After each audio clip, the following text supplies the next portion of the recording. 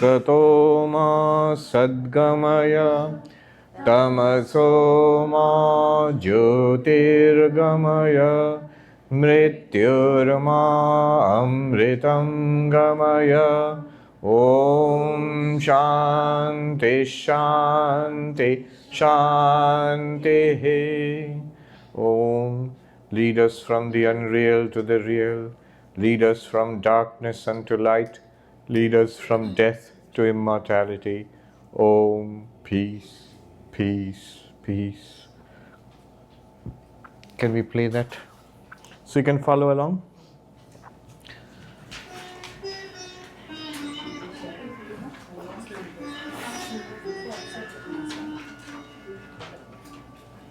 जाति नीति कुल गोत्र दोरगम नाम रूप गुण दोष वर्जितम देश काल विषयाति वर्ति यद् ब्रह्म तत्त्वमसि भावयात्मनि यत्परं सकलभागगोचरम् गोचरं विमलबोधचक्षुषः शुद्धचित्घनमनादिवस्तु यद् ब्रह्मतत्त्वमसि भावयात्मनि षड्भिरोर्निभिरयोगि योगिहृद् भावितं न करणैर्विभावितम् बुद्ध्यवेद्यमनवद्यमस्ति यद् ब्रह्मतत्त्वमसि भावयात्मनि भ्रान्तिकल्पितजगत्कलाश्रयम् स्वाश्रयं च सदसद्विलक्षणम् निष्कलं निरुपमानवद्धि यद् ब्रह्मतत्त्वमसि भावयात्मनि जन्मवृद्धिपरिणत्यपक्षया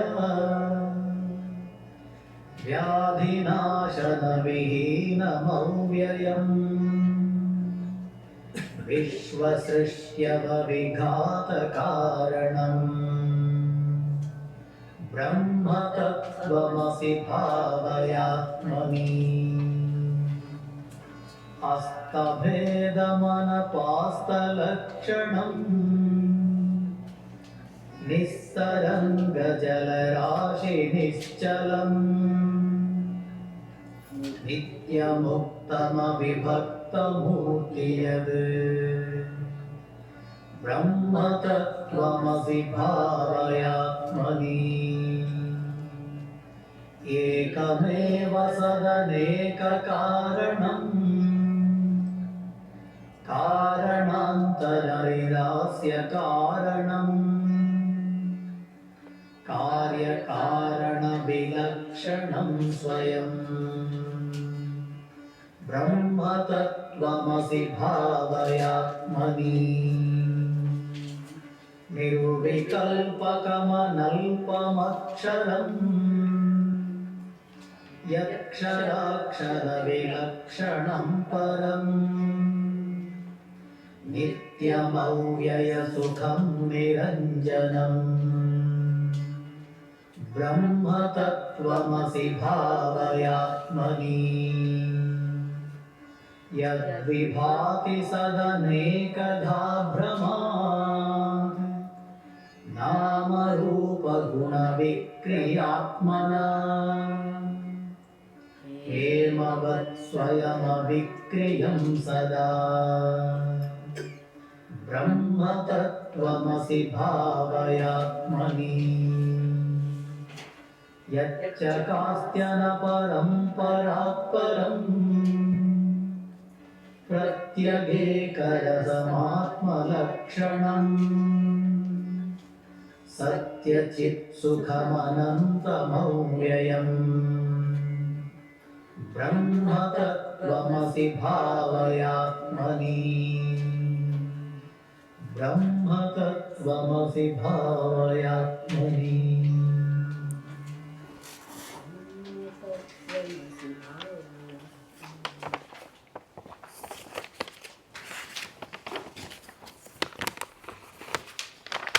So these are 10 verses on Nididhyasanam, Vedantic meditation. Each of these verses ends with Bhavaya Atmani.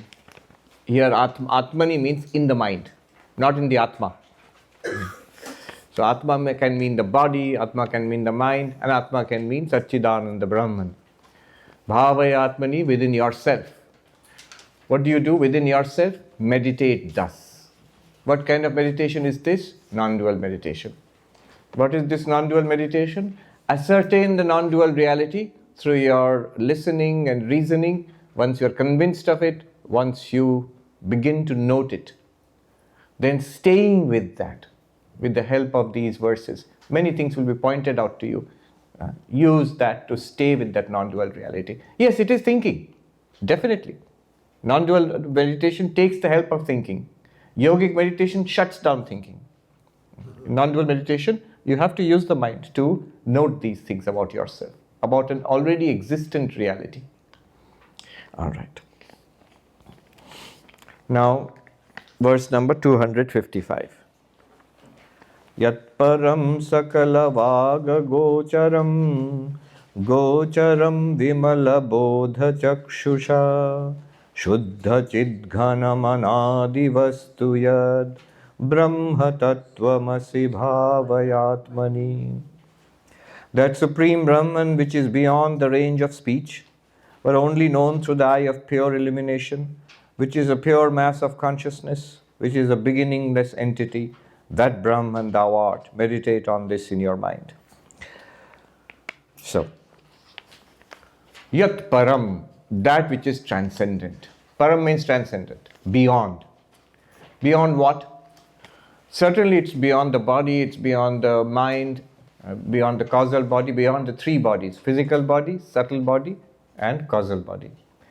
But more metaphysically, in the universal sense, it's beyond time, space, and object. It transcends time and space causality. Beyond space means it's not something located in space. Beyond time means it's not something that is within time. Beyond causality means it's neither cause nor effect.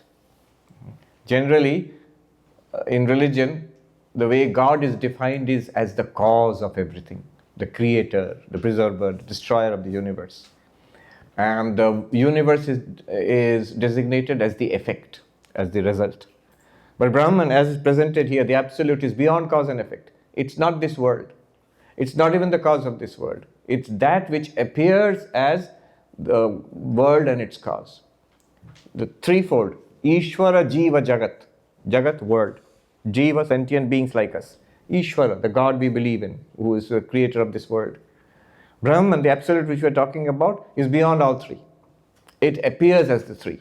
It appears as the world, as us, and as the God we worship. So Ayat Param, which transcends time, space, causation. The absolute. But also one must remember, while being the absolute, it is also the immanent. Immanent means it is present in time, space, and causation, in and through this entire universe. Whatever we experience in this world, it is Brahman is right there. Where is it? All the time. Where is it? Everywhere. In what is it? In everything. Put these two together. Brahman is transcendent and immanent. Swami Vivekananda would say, we Hindus worship a transcendent, immanent God. Transcendent beyond time, space, and causation. Immanent in time, space, and causation. In the Bhagavad Gita, Sri Krishna says, in the 9th chapter, that all beings are in me, but I am not in them. And then behold, all beings are not in me. Behold the power of my yoga. So what does that mean? All beings appear in me. And yet the beings, it's not that I exist and I'm like a bowl in which all beings are kept. No. There is only I, that is only Brahman. That only Brahman is this transcendent Brahman. But when you say all the beings, all of us, this universe appears in Brahman, that is the immanent Brahman, in and through everything. Another way of putting it is this. Right here, this table, the first step might be, it's a table. Then we come to believe that there is a cause, there's a material, there's a reality beyond this table, which is the cause of this table. What is that? Wood. Where is it? It's here, in this table. One step further than that is it really that there is a table and in that some wood is there? Is it that there's a table and we have stuffed it with wood somehow? No. It is more correct to say the table is in the wood. The table is a name and a form and a function given to wood. That's a more precise way of putting it. And even more, go further, there's no table, there's only wood. When you touch it, you don't say touch table, you touch wood. Why? Why do you say there's no table? What is the table here? Show me, you're using two words, wood and table. Show me two objects. You cannot. Wood is the reality of this table. So what do you mean, Swami? Right here the table is there. But which one is the table? Is the top the table? It's wood. Is the bottom the table? It's wood. Is the sides, inside, outside, is the table? It's wood. So no, Swami, the whole thing is the table. The whole thing is wood. Is it a wood and a table? No. Can you take away the wood and keep the table? No. Can you take away the table and keep the wood? Yes. So you start with the table, then you say, no, there in the table there is wood. That's the material of the table. Second step. Third step, rather the table is in the wood. It's a name, form and activity imposed on the wood. And the fourth step, there's only wood. This is the meaning of transcendent and immanent. There's two middle steps. Step 2 and step 3 show the immanence of the wood in the table. And the step 4 shows transcendence of wood. Right here, the same table. That's the magic of it. So when we're talking about Brahman being beyond the world, it doesn't mean that here is the world and there somewhere else is a Brahman. No. This is Brahman. You start with the world, step 1. Then you posit a God as the creator of this world. Then you examine every bit of this world and you find nothing but Satchidananda, Sat, being, existence everywhere. And then you realize there is no such thing as a world, it's only Brahman. This is the transcendence and immanence of Brahman. He says here, the transcendent part of it, Yat Param, Sakala Vaga Gocharam, cannot be expressed by speech. By no speech. Speech cannot express Brahman. So we often say about Brahman that Avang Manasagocharam, beyond language and beyond thought. Notice the contradiction of saying we say often about Brahman that is beyond speech. You might say that for something which is beyond speech, you spend a lot of time talking about it. Books and books are written about it. Long talks are given about it. Hours and hours of retreat. And say it cannot be spoken about. It is true. It cannot be spoken about. You must understand in what sense it cannot be spoken about and in what sense it is spoken about. Language cannot directly refer to Brahman. Why it cannot directly refer to Brahman? Here we must quickly take a look. I mentioned this on several occasions. The Vedantic philosophy of language. What language can do and what language cannot do. For language to operate, language to operate means it must refer. Words must refer to objects, to their meanings. So paper is a word, it refers to this. Table is a word, it refers to this. Brahman is a word, refers to what? Exactly. What? And we say it cannot refer. Why can it not refer? Because to refer to something, you need one of 5 factors. All 5 are missing in Brahman. That's why you cannot refer. What are the 5 factors? Jati, Guna, Kriya, Sambandha, Rudhi. What are they? Jati means class, species, set. Guna means quality. Kriya means activity, function. Then Sambandha means relation. Then Rudi means convention. I'll explain them quickly. So, if something belongs to a member of a class, of a set, then you can use the set designator to refer to them. Shankara uses the term cow. Cow is this animal because you have a set of animals sharing a common set of characteristics, definition, species. Therefore, when you see one instance of that, you can use language, cow. Cow does not refer to that one cow. Cow is a word used to refer to a class of entities. And now you can use it to refer to each member of that set. So using a set to refer to, so human being, a cow, a tree, a number. So Bertrand Russell, the problem of set theory, he was working on reducing mathematics to logic. Principia Mathematica. So he came upon, he got a shock once. He was sitting and he was talking, he was using sets to define numbers. So at one point he thought, self-referential sets. So the example is given, a barber. Who is a barber? The barber is he who shaves everybody in the village who doesn't shave themselves. So if you shave yourself, men of course, if you shave yourself, you don't need a barber. But if you don't shave yourself, you need a barber. So who is the barber? The barber is the man who shaves everybody in the village who doesn't shave himself, those who don't shave themselves. Now, does the barber shave himself? If the barber shaves himself, then he is a man who shaves himself. So therefore, the barber cannot shave himself. But if the barber does not shave himself, then he's a man who does not shave himself, and the barber has to shave himself. Think about it. There's no way out of it. It is circular, yes, there's no way out of it. There's a story that Bertrand Russell, when he was struck by this is a deep flaw in set theory. So when he was struck by this problem, and this is an acute way of presenting the problem, is the more technical way of presenting the problem.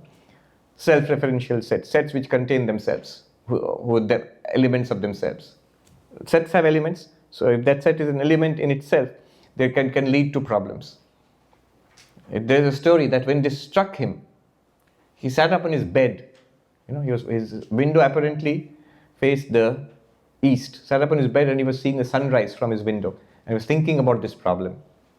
And he thought and thought and thought. Suddenly he realized the sun was coming from behind him. It's already circled around to the west and it was sinking. And he was still in his pajamas sitting on the bed and thinking about the barber who couldn't or could shave himself. So a set. Use a set to refer to its elements. That's one way language can operate. Another way language can operate is quality. So, brown table, a blue flower, a yellow flower, a tall tree. How do you know which flower I'm referring to? Yellow flower. There are many flowers in the bouquet. So I want a pink flower. You know easily which one to pick out. You can pick out one of the pink ones, you leave out the white ones. How did you know? I gave you a characteristic which helped you to distinguish what I meant from everything else. So the flower worked as, that is called avachedaka, limiter, which enabled you to separate all other elements. The color of the flower. You can distinguish this flower from everything else. Quality helps you to do that. Any quality, any attribute, any property, any adjective. The teacher might tell the students, get a blue chalk. So the chalk box has white chalks and yellow chalks and pink chalks and blue chalks. The student will go in unfailingly and get you the blue chalk, unless he's colorblind. So the color blue, it helps you to distinguish various things from the others. So attributes, properties, adjectives, qualities, they can help. Language can work. Then function, activity. Will the driver of the blue Toyota remove the car, it's blocking the road, it's going to be towed.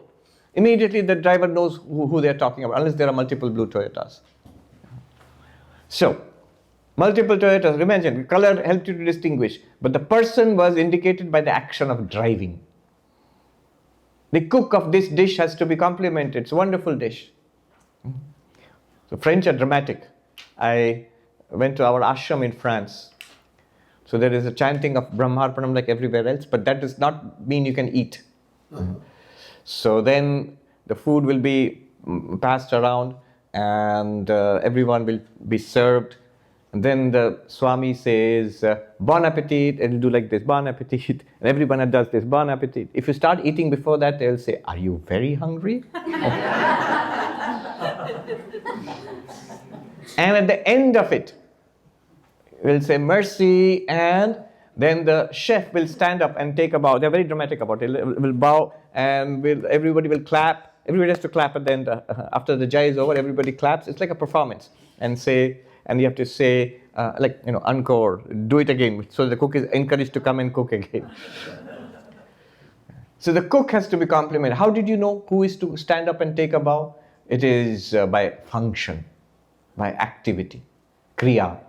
Language will work if you can indicate some activity, some functionality. Or language can work if you indicate a relationship, teacher, student, owner, user. It's a relationship. So relationship is there, it will work. If all else fails, you can use just convention. Just say, this boy's name is Ram or John. You name a child. Why? Not because of it belongs to a certain set, or it's certain quality is there, or certain activity is there, certain relation. Nothing. Just a name. Just a name. Give a name. But Brahman you can't use for any of these will not operate because they don't apply to Brahman. Why? There is no class of the absolute of Brahman or Atman. There's only one without a second. So no set can be applied. How will you define that set? So one without a second. Therefore class will not apply. Species will not apply. Set will not apply. Second, Brahman has no qualities. Nirguna, attributeless. Therefore quality you cannot use to indicate Brahman. Brahman has no activity. It's the laziest of all things. Abhyavaharya, beyond transaction. Cannot be involved in any transaction. No activity. And therefore no activity can be used. Can't you say it is the cause of the universe? It really isn't. That's why I said it is beyond causation. God is the cause of the universe. But not as the absolute, not as Brahman. Brahman is not the cause of the universe. Brahman is beyond causality. Shankara will mention soon. So even the creation of the universe you cannot attribute to Brahman. So no activity can be attributed to Brahman. You can't use activity to kriya to indicate Brahman through language. Relationship. Well, Brahman is non-dual. Relationship requires at least two. The Nyaya definition of relationship. Dvinishta sambandha.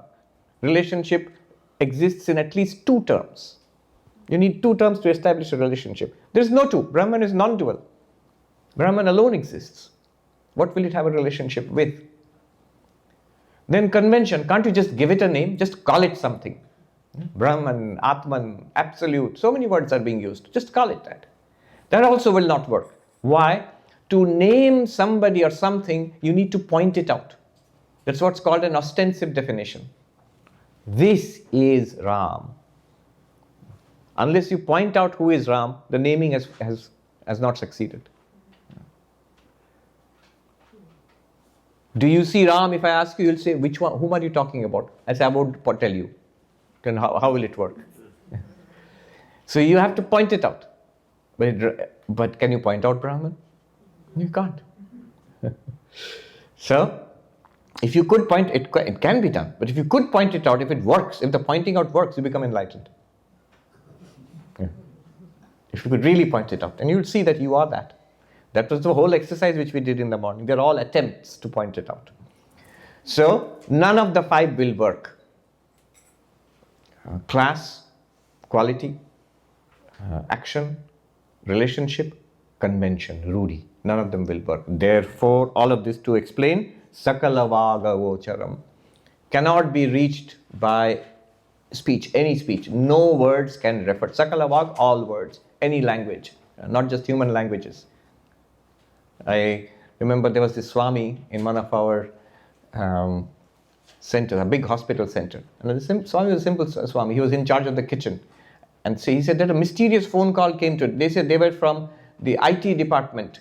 At that time, computers was a big deal. You know, you would have air-conditioned rooms and computers, and there would be programmers coming in to do the hospital software.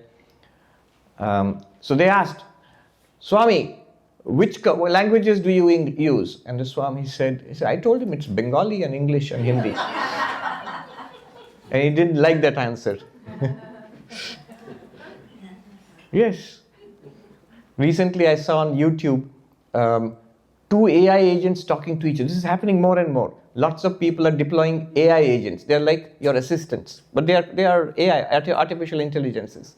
So it was a wonderful conversation, and many of them are now you can hear on YouTube. It's a hotel AI and somebody's personal assistant. The hotel AI is a lady's voice. He says, I'm hotel so-and-so, how can I help you? And this other AI says in a man's voice, I'm an AI agent calling on behalf of Boris somebody. We are planning a wedding. What options can you give us? And the hotel AI says with excitement, she says, oh, you're an AI, I am an AI too. And then Boris's AI says, that's wonderful. How about that? That's wonderful. Shall we switch to gibberlink? So that's a language. It's called gibberlink. I didn't even know about it.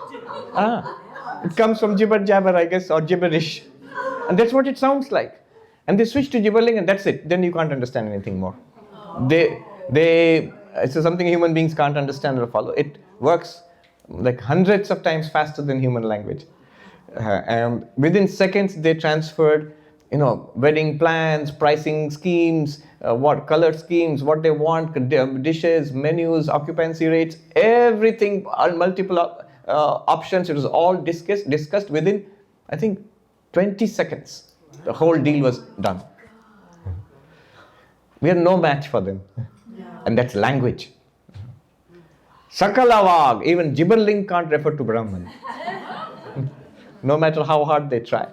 So, Sakalavaga Gocharam. Gibberlink also requires one of these 5 constituents or 5 characteristics of language to refer, otherwise it won't refer. Then how do we know it? You can't see it, hear it, smell it, taste it, touch it, you can't think about it, you can't speak about it, and how do we know it? Of course, Vedanta does speak about it. That's not what he has mentioned here, but Vedanta does speak about it. How does it do so? It uses strategies. If you cannot speak about it, you can at least say what it is not. And notice what we have been doing so far. It's not this, it's not that. And in the hope that you will catch what it is. How can you catch what it is? Because it's directly available. It's you. Once we have told you what you are not, what you truly are should be evident. If it is not evident, well, keep trying.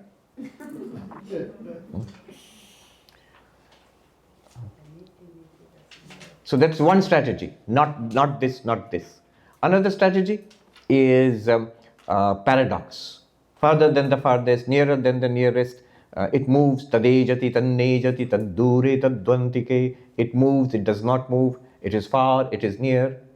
Contradictory language. How does that work? So there's a strategy how it works. It's not meant to be Zen, that it'll short circuit your intellect and then you are in some other world. No. There is a very clear way in which it works. So farther than the farthest and nearer than the nearest. For those who understand, it is nearer than the nearest. It's their own self. You are it. What's closer to you than yourself? For those who do not understand, it's for them, it is very abstract, very distant, very, very rarefied, very difficult to comprehend. Tadejati, tannejati. It moves not. How can the same thing move and move not at the same time? In the sense, for example, the screen of the movie does not move, but there's a lot of action in the movie. In that sense. The body, mind are tremendously active. Senses are tremendously active. Dynamism is going on in the world. And yet, absolute Brahman, existence itself, no change. Awareness itself, no change. So, it moves, it does not move. Contradictory language. So often in Vedanta you will find this contradictory language. What is that in the Bhagavad Gita? Who sees action in inaction, inaction in action, that one truly sees and is the doer of all action. Contradictory language. What is night for the enlightened is day for the worldly. What is night for the worldly is day for the enlightened yogi. Contradictory language. Second strategy, how to use language to refer, because language is being used. Upanishads, Gita, Vivekachudamani is language. So how does it refer to Brahman? Through not this, negative, or through the use of contradictory, paradoxical language. What else? Storytelling. I've used Vedantic tales, various ways of telling the story. Sri Ramakrishna's story of the washerman and the diamond, and so many. The donkey who was tied and untied. And so many. The Swami Vivekananda's favorite story of the lion who thought it was a sheep. So storytelling. What we cannot directly express, we can catch through the means of a story. Swami Vivekananda says, how do you use these stories? He's talking about Puranas. They're stories, no doubt about it. They're myths. However, their truth is always there. So he says, listen to them. Let them wash through you. And they will leave behind the sediment of truth. That's true. One scholar of religion put it, Reza Aslan, he put it nicely. He says, mythology is always true. Mm-hmm. There you're not referring to facts, you're referring to some eternal truths about spiritual life. That's always true. You don't have to do a historical search to see. It's not about events or persons. So, through storytelling, that's another strategy. Then, Ken Upanishad is a story. Katha Upanishad, all these stories there, storytelling. Then, what else is there? Another strategy used is implied meaning. What directly it cannot refer, it refers through implied meaning. And that's the whole strategy behind the Mahavakya Vichara, inquiry into the great statement, Tattvamasi. What is the meaning of Tat, that? What is the meaning of Tvam, you? What is the implied meaning of Tat? What is the implied meaning of Tvam? And then the two are one.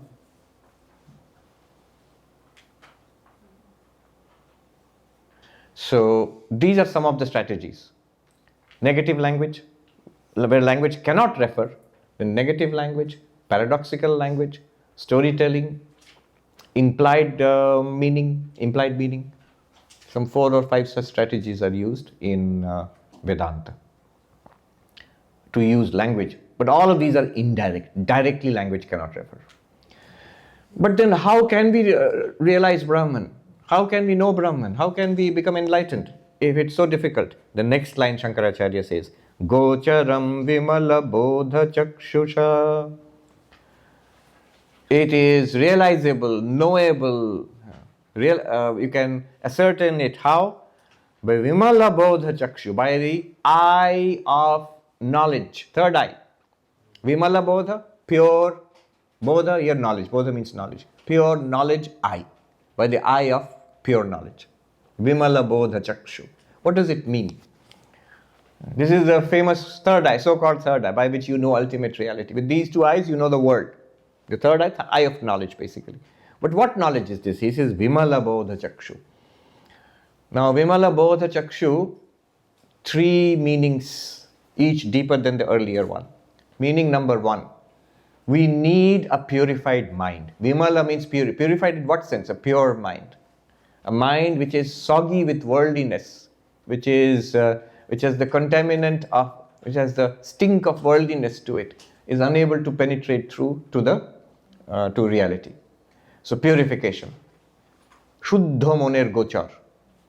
Sri Ramakrishna says in the Gospel of Sri Ramakrishna, he says it's beyond the mind. He says yes, but it means beyond the worldly mind. But it is accessible to the pure mind. Shuddha moner gochar. Swami Bhuteshananji used to say, Shukkha buddhi noy, shuddha buddhi. What we want is not a subtle intellect. There are many people with extraordinarily intellect. Mensa society, are they all enlightened? No. What we need is a pure intellect. Now, a pure intellect can also be a subtle intellect. Often is. Subtle intellect may not be a pure intellect. So, a person who might be very simple, not very intellectual at all, but might have a pure mind, that person can get it. I have seen some of our monks. I have seen when I talk to them about Vedanta, they may not be particularly, well read in Vedanta. They have not been reading, studying, or teaching, but they are very devout and sincere souls. And when I talk to them about it, they get it just like that. They may not care for it, but they get it. It's not that they don't understand. They understand it very well. More than, I would say, scholars and teachers of philosophy, they get it. Why? Pure mind. Vimala bodha chakshu. A pure mind will get it very quickly. Sri Ramakrishna says, Sharal. Dakho koto Sharal, Niranjan. Simplicity. He would say, go and see Niranjan. See how simple he is. Why is simplicity? We don't regard simplicity as a good quality in our world.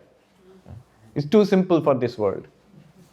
In Bengali also, there's a word kabla. Kabla means simple. But it comes from the ancient Sankhyan term, kaivalya, which means aloneness. Yeah. So spiritual people that's seen to be simple or stupid or not worldly wise at all, but they are more intelligent than the rest of us. They understand everything. It's like a wise grandfather, and we are like naughty grandchildren. The wise grandparent knows every little bit of our naughtiness, but looks upon us with amusement. Sometimes they play the fool also to entertain us or to play with us, but they are not at our level. They see through us, but they see through us with great sympathy, with great affection.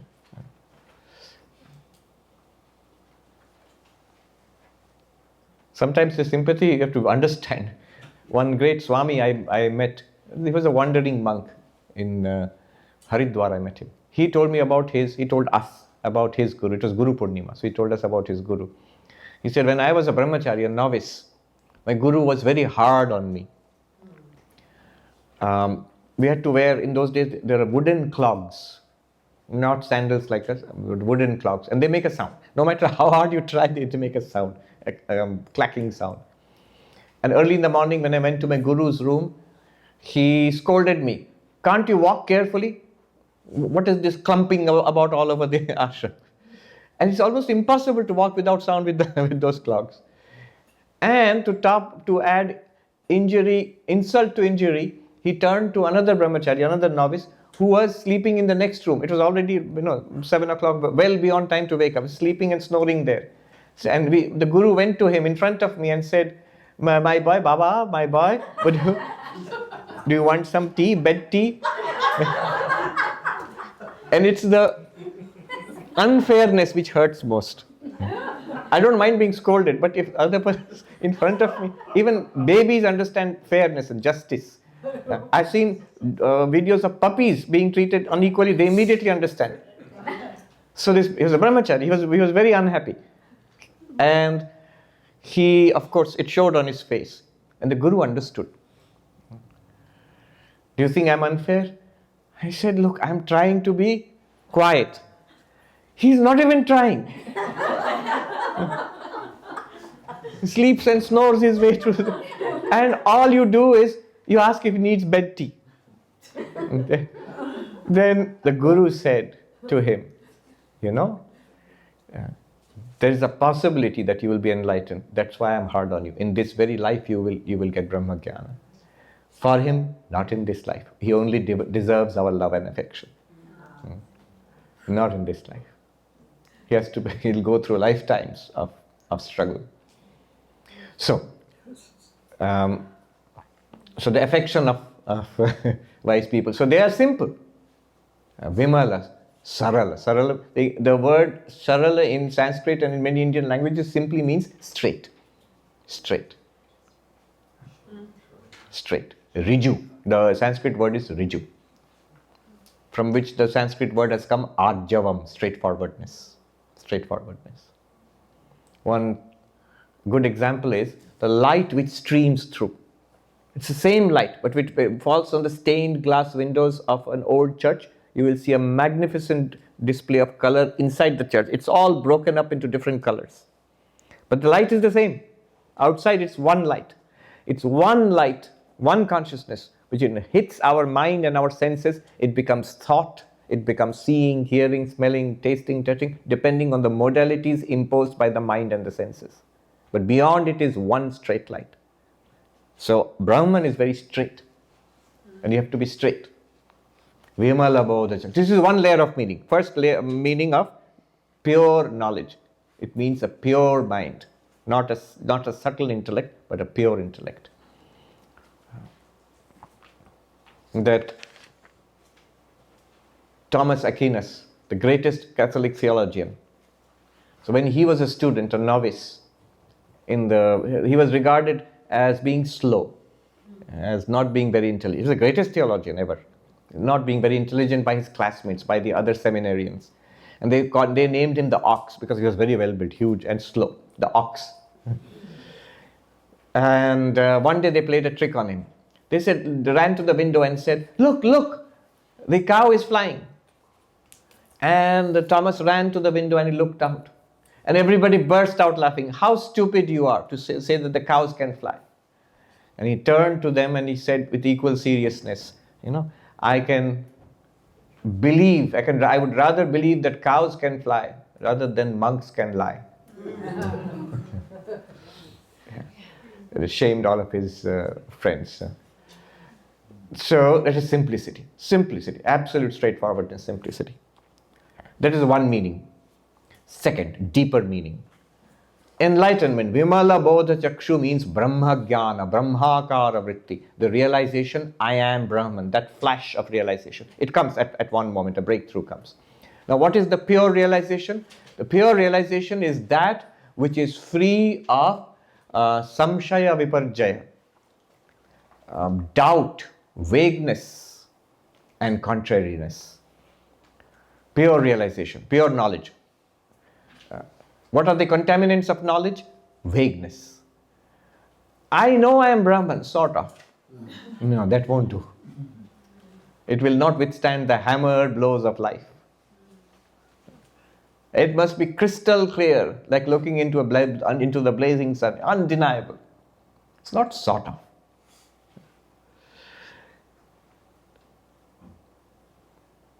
Then doubt. Vagueness is one kind of knowledge. Doubt is, I know, but I have some questions. No, that's not knowledge. That's not Vimala Bodha. Clarity has not yet come. No enlightened person says, I'm enlightened, I have realized Brahman and all of this, it's all done. I am free forever, it's all very wonderful, but some doubts still remain. No. The Mundaka Upanishad defines enlightenment.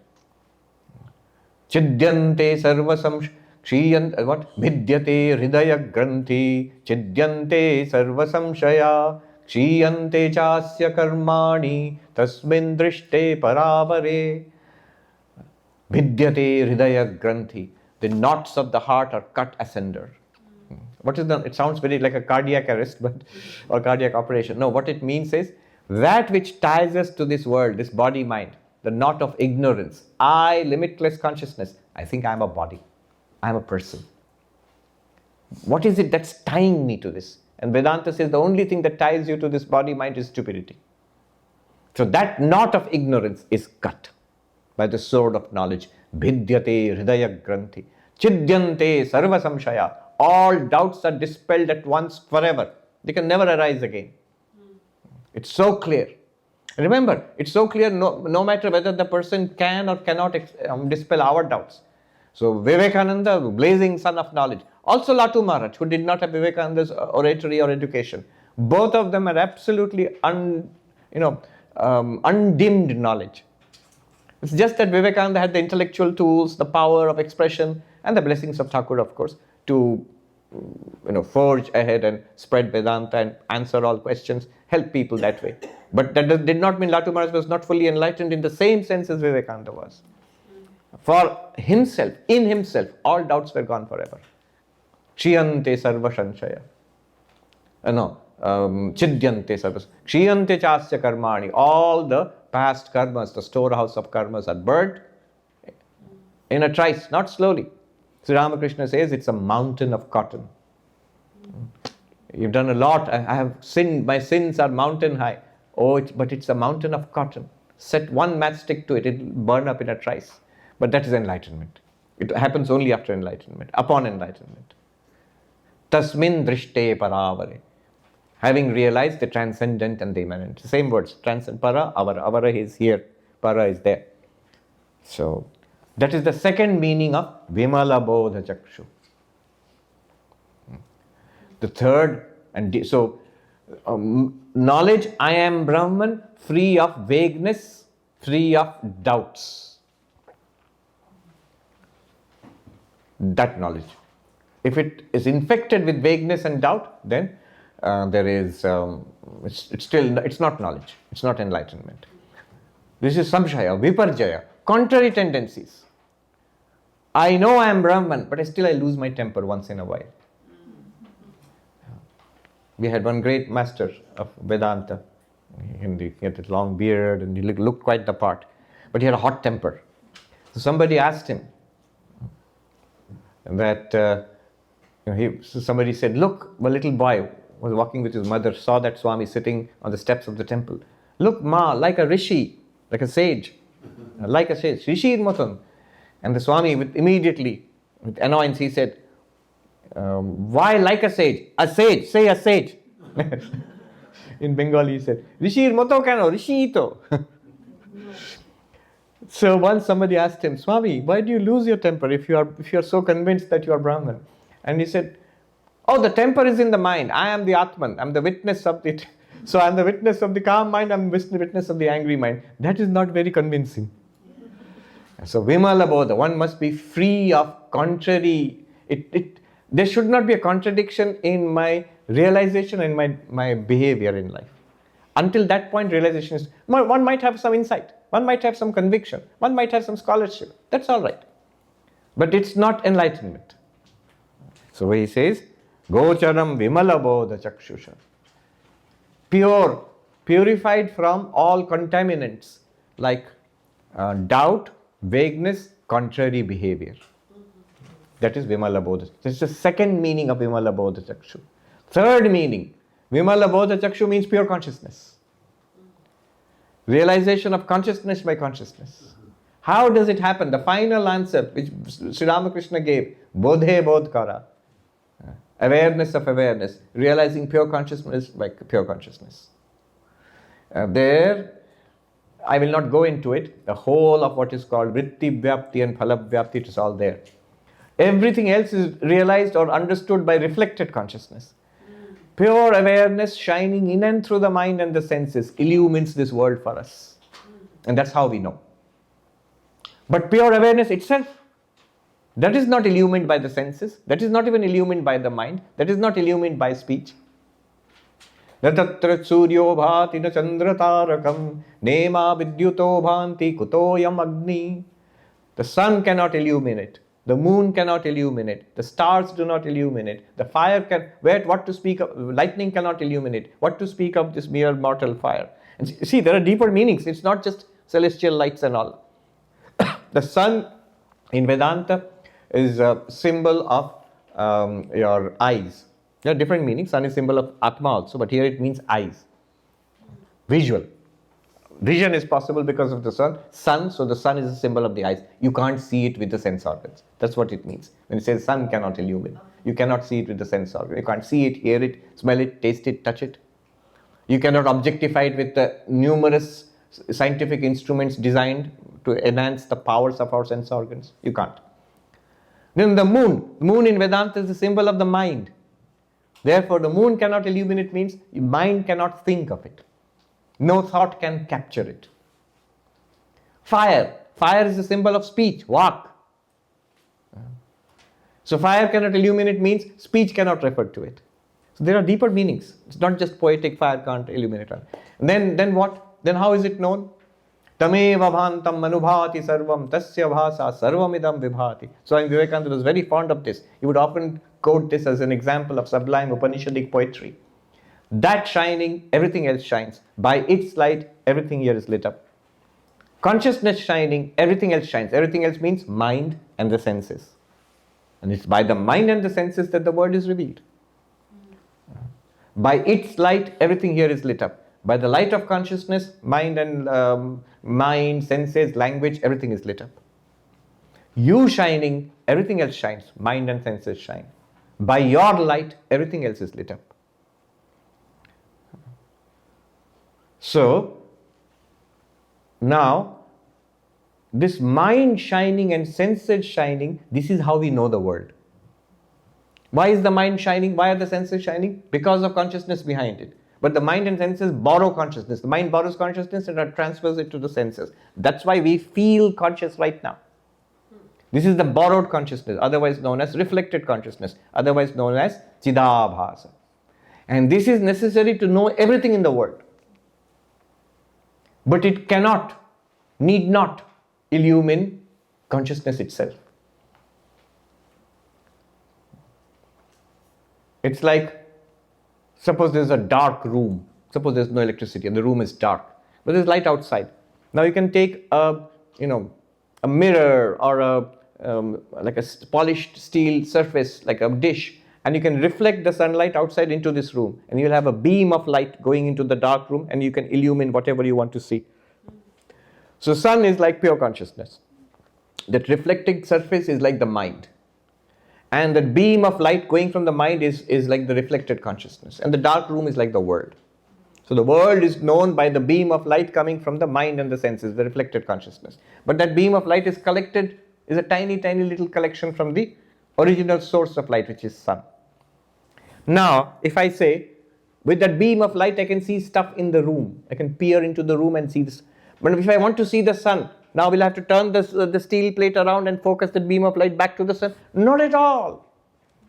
The sun is shining with 1 billion times more light than that. And even that light belongs to the sun. And you don't need it to see the sun. The sun is revealing itself.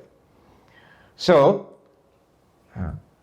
when we say that Vimala Bodha Chakshusha, how is that known? Everything else is known by a reflection of consciousness.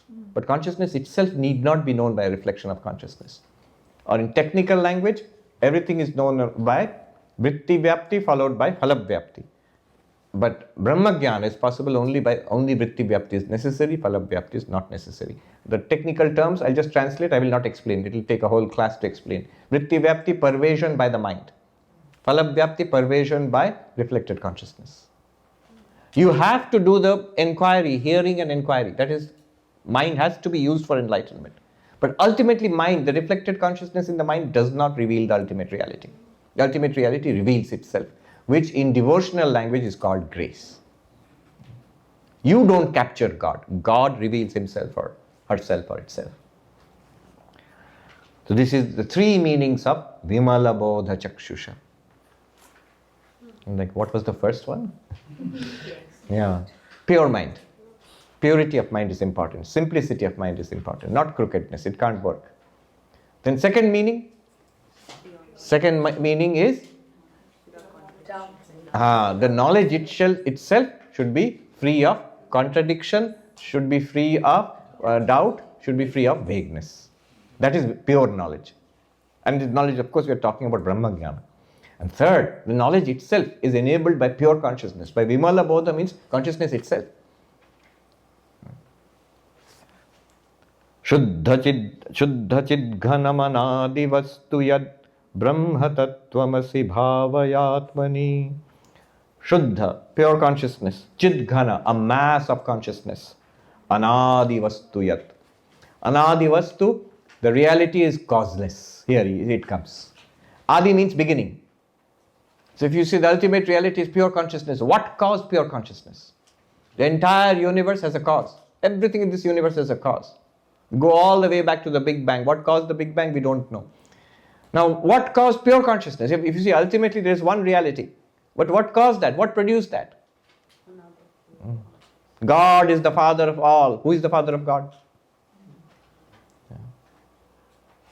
God is the creator of all. Who created God? That same question, but put in a philosophical form.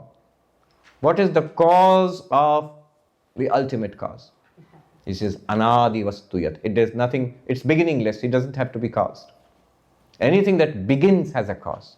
Anything that is produced has a cause. Anything that is created has a cause. It is the uncreate light, which does not require a cause. In fact, all cause and effect comes afterwards. Then what is it? Chidghana. It's a dense mass of consciousness. What else? Shuddha. There's nothing else there except consciousness. It's being awareness. Sat Chit. Do you know in the Arati which we sing when we go there? Chidghanakaya. Sri Ramakrishna is described as Chidghanakaya. Somebody was asking me, instead of pure consciousness pervading everything, can I think of Sri Ramakrishna pervading everything? Absolutely all right, because Swamiji has given you the stamp of approval. Chidghanakaya. We think Sri Ramakrishna, all right, is this bearded guy sitting there. Swami Vivekananda says the mass of consciousness. Chidghanakaya. Swami Suhitanandaji was the vice president. He told me once. He used to serve Swami Premeshanandaji, who was a disciple of the Holy Mother. In his own life, he was regarded as an enlightened soul. He was quite sick in those last several years of his life.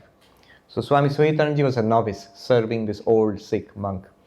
One day he wanted to test. He thought, just like that, I'll ask him, what's he thinking? Right at this moment, we'll see. So he asked suddenly, the Swami was lying in the bed. Swami, what are you thinking right now? And immediately the answer came, Sarva Vyapi Sri Ramakrishna, the all-pervading Sri Ramakrishna. Then Swami Suhitanandaji said, I was puzzled. How can Sri Ramakrishna be all-pervading? Because you're thinking of Sri Ramakrishna as this person with a beard, he was born on such and such date and died on such and. How can he be all-pervading? And then the old Swami smiled and said, one day you will understand. All-pervading Sri Ramakrishna. Yes, Chidghanakaya. Chidghana means mass, impenetrable mass. There is, the way the sadhus put it in the Himalayas is very interesting.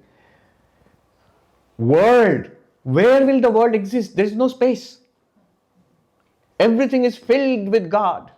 Where is the space for your world? There is no space left. They would put it this way, there is no space left for a needle. You can't put even a needle there because everything is packed with Brahman. In Hindi they say, Jyo ka tyo thasatas bharpur. It is as it is, packed tight with pure consciousness. It's packed tighter than a rock. You can maybe try to push something into a rock, very difficult, but this is impossible here. Chidghanakaya, Chidghana, a mass of consciousness, a mass of light. What is this? Brahma, this is Brahman. So, now do three things. Like the verse which we did in the first one. Three things. Yat param sakala vaga gocharam gocharam vimala bodha chakshusha shuddha chidghanam anadi vastu yat Brahma. Brahman is transcendent. It is beyond all language. Reachable only by pure knowledge or pure enlightenment. It is pure consciousness, a mass of pure consciousness. Brahman. Second, apply this whole thing to consciousness. Brahman is consciousness. So consciousness, that consciousness which we uncovered in the morning exercise, that consciousness is transcendent. It is beyond all language. It is realizable only by pure knowledge. It is pure consciousness. There is only consciousness there. And it's a mass of dense light. Third, apply it to yourself. I am transcendent. That I am. It is transcendent. I am beyond all language. You say, your mom will scold you. You are unspeakable. Not in that sense. I am beyond all language. And I am is realizable only by enlightenment, by pure knowledge. I am pure awareness. I am a mass, dense mass of light. You say, Swami, every bit of that sounds wrong. That shows work is to be done. It's good. If you find resistance, we are very happy to call names, Brahman names. You are transcendent, you are beyond all language. But when you apply it to myself, I am transcendent, really? I am beyond all language. No, I am Swami Sarvapriyananda. I can be realized only by pure enlightenment. No, I can just look at myself. I know myself. All of it will get stuck. And you will see why. If you work on why it's getting stuck, where, you will see it's a body identification mostly, body-mind identification mostly. Yes, nothing else. Then,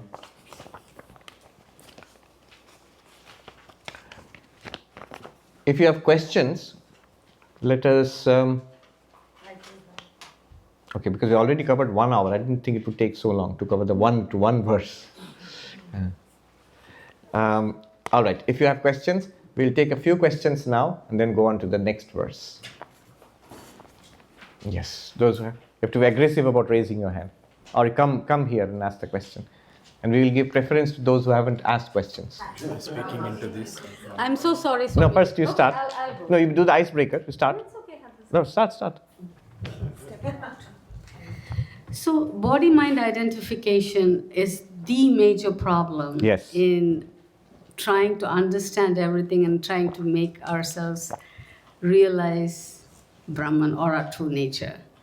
So, fundamentally, though, to get rid of the body-mind identification, we go back to the basics, right? Spiritual practice, pure mind. First of all, do Viveka. What we did in the morning. We identified consciousness as the constant factor in all our experiences. So, for example, logic like this. Right now the body is there. I am also there. But when I fall asleep and I dream, and I come back, maybe I had gone to Delhi or Mumbai or someplace and I come back, wake up, say, oh, I went nowhere. Here, the body is there on the bed, it was sleeping. But in my dream, I clearly saw I was there and I walked around. I had an experience. A dream is an experience. And that experience has no reference, no experience. This body sleeping on the bed is not part of the dream. Therefore, my conscious experience continued without reference to this body. You existed. You experienced. You lived. No experience of this body. So, I was there, but this body was not there. Therefore, I can be without this body. That's the argument. And it's actually a powerful argument. The only way it could fail is the materialist way, which will say that, oh, but you, that dreamer, was being generated by the sleeping body. The brain was generating you. Then you'll have to face the hard problem of consciousness. So, that's the argument. What did you do there? You showed yourself, you noted, I can be without my body. Therefore, I'm not the body. Even though I need the body to operate I need a physical body to operate in the physical world. I need a subtle mind-generated body to operate in the world of dreams. I need a causal body to sleep. But I am none of these bodies. Not the physical body, not the subtle body, not the causal body. All the techniques that we do, Drigdrishya Viveka, Panchakosha Viveka, Avasthatraya, I just did Avasthatraya. These are all, first thing it attacks is the body identification. It shows you that you can exist without the body. But then what you said, that's extremely important. In this world, living in this world, a spiritual struggle is necessary. All the spiritual practices, many of them, like fasting, like staying awake on Shivaratri, these are all resisting the demands of the body-mind. What is tapasya? Tapasya, austerities, is consciously, deliberately undertaking hardship or suffering. If I don't get food, it's suffering. But if I consciously decide, it's no harm if I don't eat half a day. Absolutely. It's actually often very good. And I put up with the trouble. Now the body, the tummy or the tongue wants to say, I want to eat, No, you will not eat today. I am reasserting my dominance over the body. Similarly over the mind, which wants to fall asleep and dream at night. No, you will not. It's Shivaratri, you will stay awake. These are just practices. These various struggles, they also help us, they help very much to overcome the body-mind. If you just do the inquiry, Drigdrishya Vivek, Panchakosha Vivek, Avasthatraya Vichara, it can still remain sort of intellectual. When it comes to the actual world, we'll still be slaves of the body. Understanding is one thing, But then Eric from the analyst, psychoanalyst, he said, insight separated from practice remains ineffective. So the inquiries will give us insight. I will begin to see, yes, I cannot be the body. But in day-to-day life, I will still be a slave of the body. The body will make me dance to its tune. Whereas a person who has got tremendous austerity can resist the demands, the claims of the body. Krishna was asked by Arjuna, which is better, this path of the unmanifest or the path of devotion? And who is a better yogi, a better understanding of yoga? Krishna said the path of devotion. Why? Because this path seems much more direct, logical, rational, direct, immediate. Krishna said the problem is in this path, abhyakta hi gatir dukkha dehavadbhir avapyate. For those who have strong body identification, this becomes very difficult. And most of us have strong body identification, so it becomes very difficult. We go up to a certain extent, and then we find like an insurmountable barrier. That's the problem. I'll come to you. You had a question.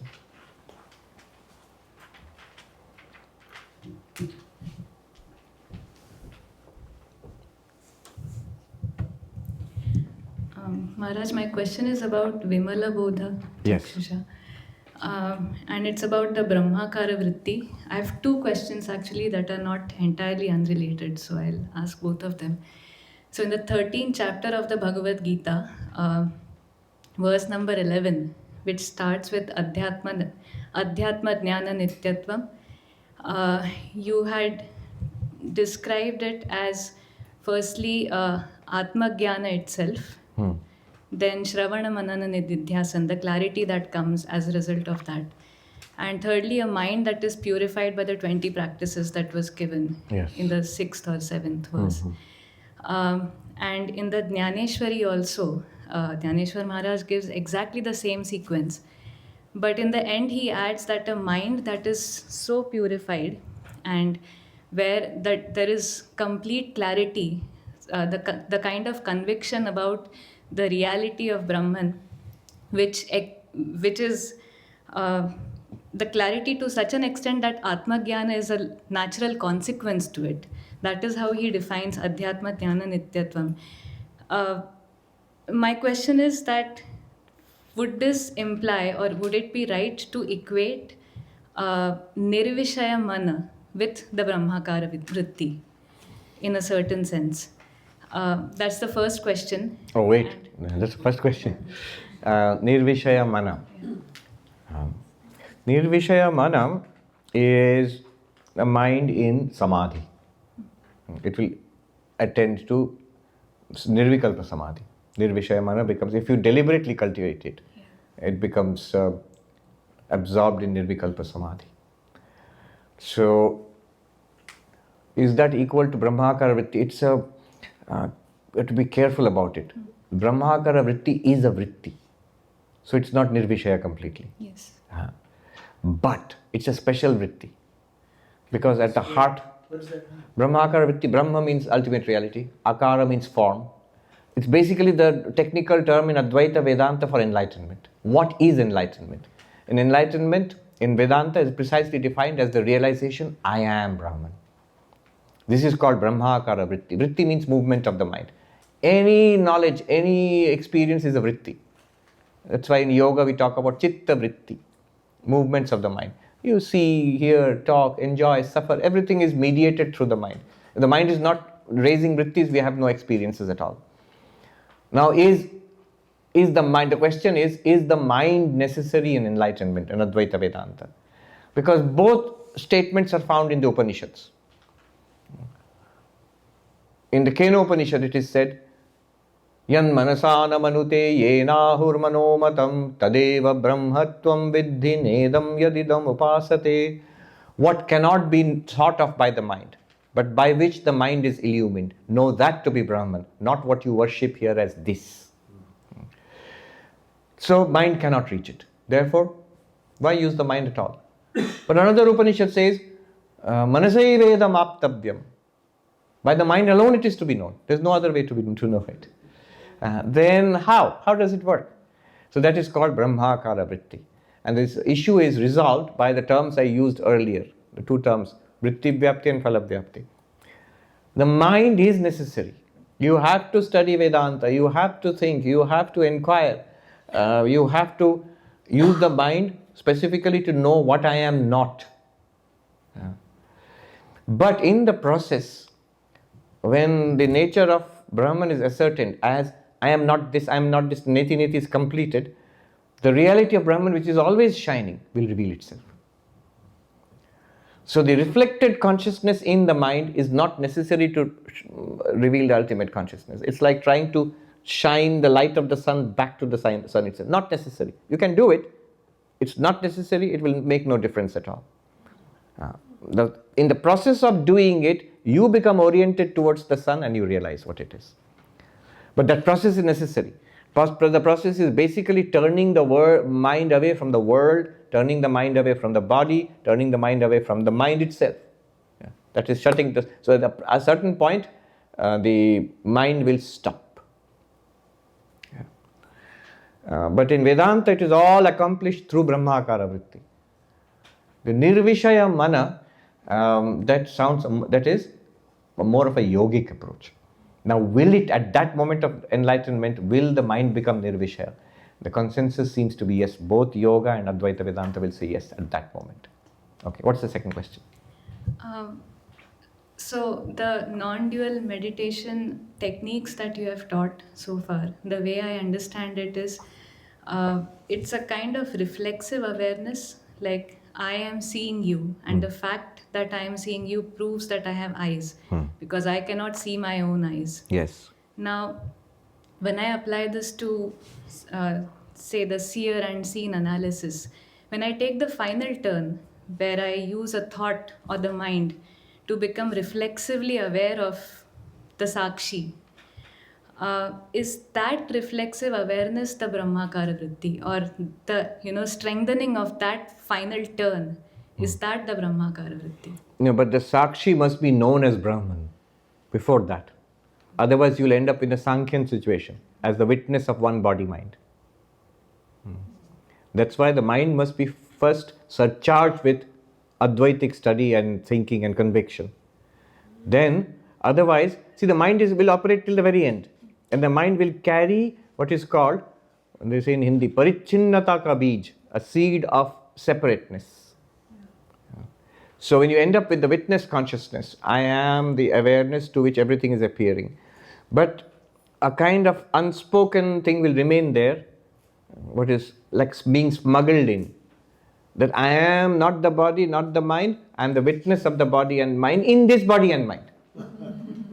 Therefore, implied, I am separate from others. But Advaita Vedanta doesn't say that. Advaita Vedanta says your consciousness with no respect to the body and mind. And therefore, you can be the one consciousness in all bodies and minds. So, are you distinguishing between Atmakara Vritti and Brahmakara Vritti here? I'm distinguishing between the Purusha of Sankhya and the Brahman or Atman Brahman of Advaita Vedanta. Yes. Yeah, these are operating at the limit of language, so distinctions have to be drawn in a very careful, subtle way. Okay.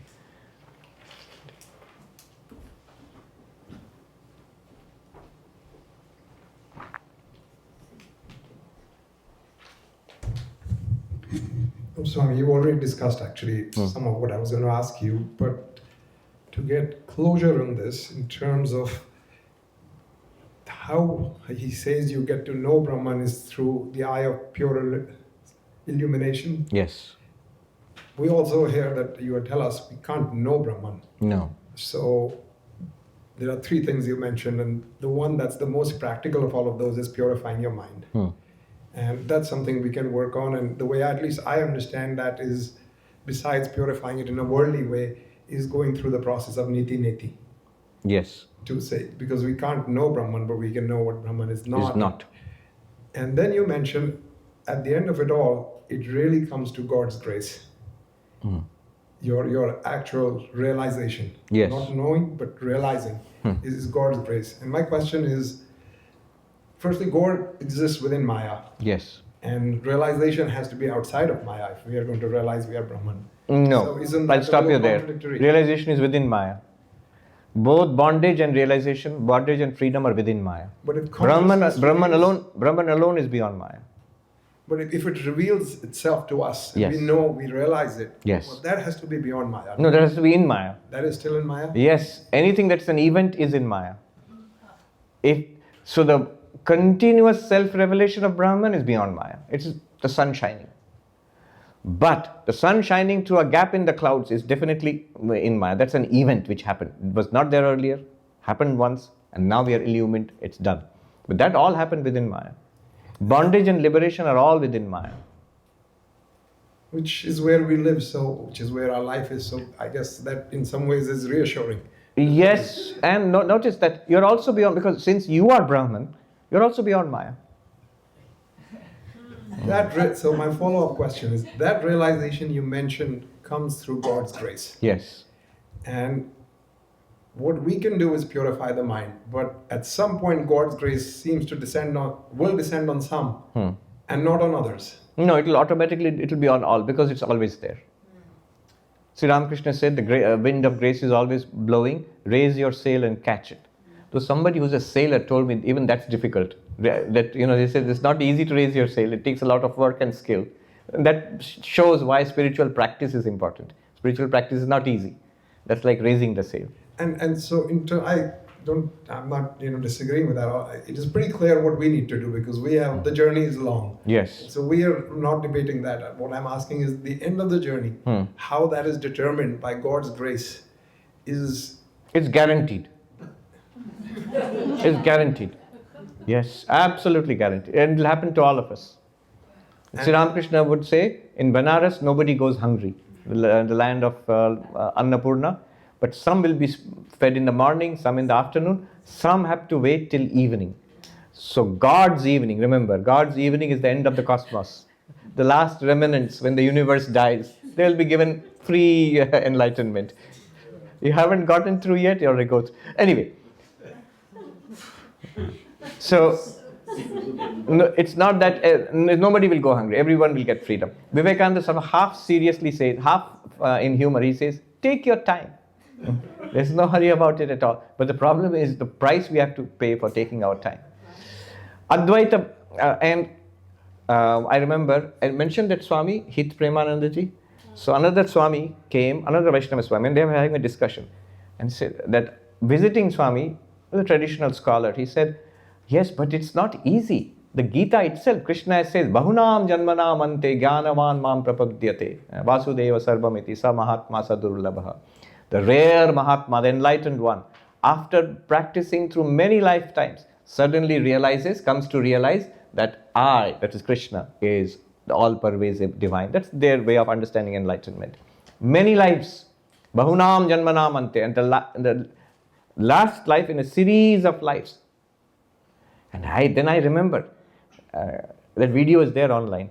This Swami with a big smile and a tremendous vigor, he says, Yahi wo janma hai Mahatma ji, this is that life.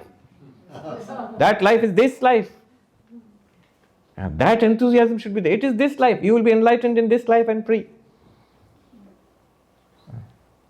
Unless you don't want it. If you want it, you say, I'm game. Good, then you'll get it. But do we want it? It's a serious question. Swami Brahmananda was saying at once that people don't want it. Who wants God realization?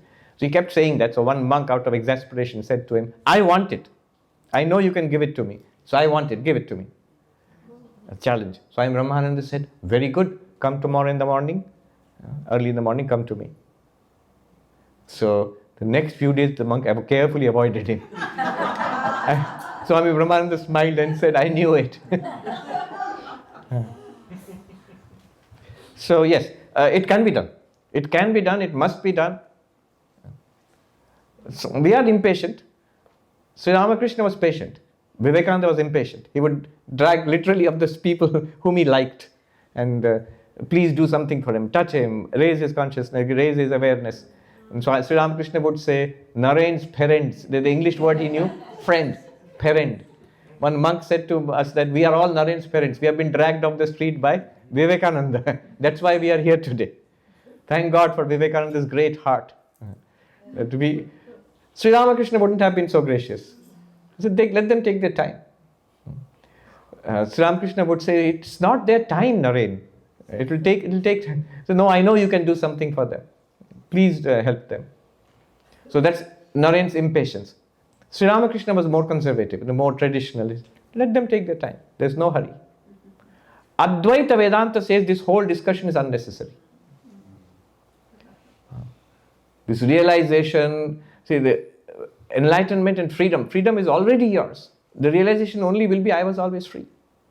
Now one might say, it'll come. Shankaracharya will sing that Nitya Mukta, Brahma Tattvamasi Bhavayatma. That I am always free, I always was, am, will be free. In that case, why make an effort at all? Vedanta says, don't make an effort. If you're content to suffer in this world, good luck to you. And if I'm not content to suffer, I want the benefits of enlightenment. Good, then become enlightened. But free you already are. In fact, logically, if freedom is something that is produced, it will be lost at one point.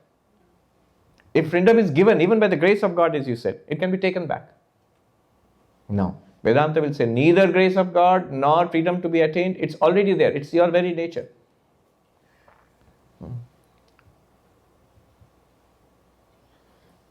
Brahma Gyan Upalakshit Nitya Mukta Atma. Atma, which is always free, characterized by, indicated by the moment of realization, I am Brahman. It's a very careful phrasing. That is enlightenment. Can you repeat that, please? Brahma Jnana Upalakshit Nitya Mukta Atma. Upalakshit means indicated by. Thank you, Swami. I Yes. guess the marching orders are clear. Yes. Yes. Swamiji, Shankaracharya says in the learning of the scriptures, right, one of three things may happen, either grahana, agrahana, or anyata grahana.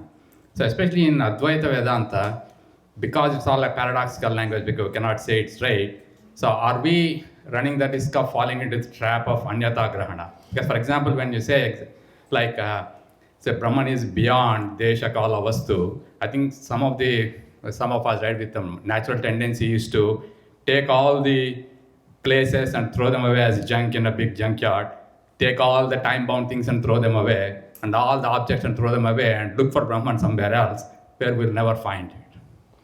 Yes. So as he said, the risk here is, so there is grahana, agrahana, anyatha grahana. What does it mean? You understand as it is taught. Grahana means to accept, to receive. Agrahana, I don't get it. That is not receiving at all. Anyatha grahana, very dangerous. Receiving otherwise. So I have understood, but I have not understood actually, but I think I have understood. I have understood something else entirely. So Shankaracharya says, any group of students, you will find these three results. Some get it as what you intended, some don't get it, some get something else entirely. So, is it difficult? Yes. But it also depends on the skill of the teacher. Depends on repetition. There's very few who will get it at the first pass. Depends on repetition. They're simple things, but it actually takes a long time. And the long time is not so much studying, it's more a maturation of oneself. What I'm talking about, I heard it more than 30 years ago, but I didn't get it at all. It was mystifying to me. I remember this very great monk, same name was Swami Mokshadanandaji, Ram Maharaj. He was one of the most learned and saintly monks in our order, but utterly unknown outside the order. He used to teach monastic novices. I used to go to him with questions sometimes. My first meeting with him, a senior monk had told me that are you going to Belur Math? Please meet Ram Maharaj, Mokshadanandaji. So I went. He was in a place where old and sick monks, they stay there, Arogya Bhavan. And I went, I asked, where is this Swami? They pointed out there. A group of old Swamis were standing there, monks. So I went, I made a mistake. I didn't know whom they had pointed to. So I went and bowed down to the one I thought was Ram Maharaj. And I introduced myself. He didn't say much. I was a little disappointed. He was looking out of the veranda outside. And there was another old Swami nearby with twinkling eyes, short, fair, with fluffy hair like Einstein. He looked a lot like Einstein with his twinkling eyes and white fluffy hair. He looked at me and started speaking with me. I wasn't paying much attention to him because I thought, oh, Ram Maharaj didn't speak to me. And then he said, where have you come from? And so please convey my best wishes to those monks in that ashram. Now I had to ask, who is he? Who shall I say Swami has sent his regards or blessings? He said, tell them Ram Maharaj. I said, oh, you are Ram Maharaj. And he said, no. I was taken aback. And he said, my name is Ram. I am not Ram. My name is Ram Maharaj. I am not Ram Maharaj. And that really, I was entranced. Then he took me to his room, and he was so sick, he used to have oxygen 10, 12 hours a day. But I never saw him unhappy. It was always a sweet word for everybody concerned. Very subtle thinker, very elevated mind. Anyway, once I was sitting in his room, and he was talking about this and that. We talked about Brahman, and I said, it's like there's a reality, but there's a veil, as he used that kind of language. And then, remember, this was 30 years ago. And then he said, why a veil? Here, this is it. I said, here? There was a window and a tree outside. This window, that tree, that's Brahman. And he said, in Bengali, he said, na thik ta noy. It's not exactly that. Then he said, ঠিক আছে পরে হবে. All right, it'll happen in its due course. It took me decades and decades to understand what he meant. Although I was reading the text, but I never connected any of it. It takes time. Anybody else? No. Yes.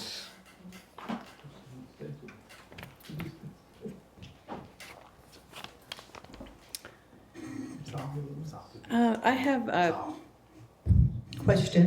Yes. Regarding the four qualifications, according to Shankara, and one of the six coins would be tranquility, and it seems to me that would be a little bit like the Advaitic version of nididhyasana or meditation. Could you give some ways of how we can practice that in our daily lives? And would that basically be seeing the imperfections in anything that appears to the mind? In other words, would that be reflecting back on the being the self in Brahman and not identifying with anything in the world, seeing its imperfection? And that in itself would be self-reflection on the Atman, or on our true nature, which is Brahman. And in comparing that with something like Raja Yoga and Samadhi, or Dharana Dhyanam Samadhi, where that takes so many seconds, 100, to make one Samadhi. But would it be right to think that upon looking at the imperfections or anything that appears to the mind as other than the self, as fleeting, and that would constantly bring to mind our true nature over and over again, and even doing that throughout the day or in all of our all of our actions, eventually we would start, maybe like Ramana Maharshi or someone like that, identifying with our true nature, because we have just not allowed the mind to cling to anything outside or other than Brahman.